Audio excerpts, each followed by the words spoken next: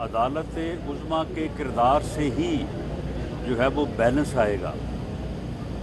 इससे पहले बदकिस्मती से ऐसे फैसले जो है वो होते रहे हैं जिनकी वजह से मुआशरे में बैलेंस की बजाय जो है वो इम्बैलेंस हुआ और लोगों को उसके ऊपर शकूक व शुबहात उठे।